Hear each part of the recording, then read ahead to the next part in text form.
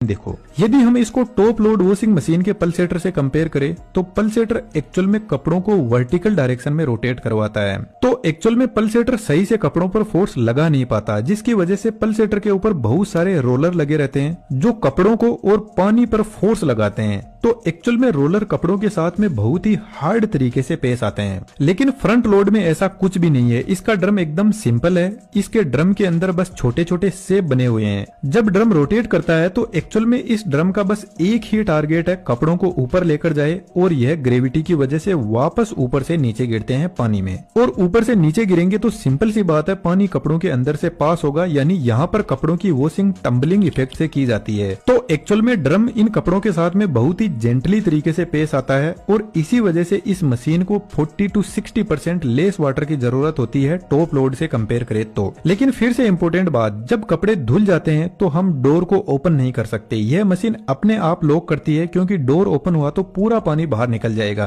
तो इसके लिए मशीन के आउटर ड्रम से एक पाइप के through water drainage pump connect रहता है, जो गंदे पानी को पंप करके बाहर निकाल देता है। जब पूरा पानी क्लीन हो जाता है तो यहाँ पर कपड़ों को सुखाने की प्रोसेस स्टार्ट होती है, जिसके लिए इनर ड्रम को हाई स्पीड में स्पिन करवाया जाता है। यहाँ पर ड्रम की स्पीड 1200 आरपीएम तक होती है। अब इतने हाई स्पीड रोटेशन से कपड़ों का फोर्स ड्रम की वॉल पर लगता है और कपड़े ड्रम को छोड़कर भागना चाहते हैं, लेकिन ड्रम इनको होल्ड करके रखता है। लेकिन पानी को ड्रम भागने देता है, क्योंकि ड्रम के चारों तरफ होल बने रहते हैं। तो इन होल से पानी निकलकर आउटर ड्रम में कलेक्ट होने लगता है, जहाँ से पानी को बाहर निकाल दिया जाता है। और जब कपड़ों से पानी निकल जाता है तो वह सूखने लग जाते हैं। लेकिन फ्रंट लोड वॉशिंग मशीन के लिए कपड़े सुखाना एक बहुत बड़ा चैलेंजिंग काम है, क्योंकि इस मशीन में वाइब्रेशन बहुत ज्यादा हाई होते हैं। लेकिन बाहर से देखने पे हमें कोई भी वाइब्रेशन दिखाई नहीं देगा, क्योंकि जो भी हम कपड़े रखते हैं सुखाने के लिए वह सब के सब ड्रम के नीचे आकर बैठ जाते हैं। लेकिन यदि हम टॉप लोड वॉशिंग मशीन में कपड़े सुखाते हैं तो कुछ ऐसा अरेंजमेंट कर दें,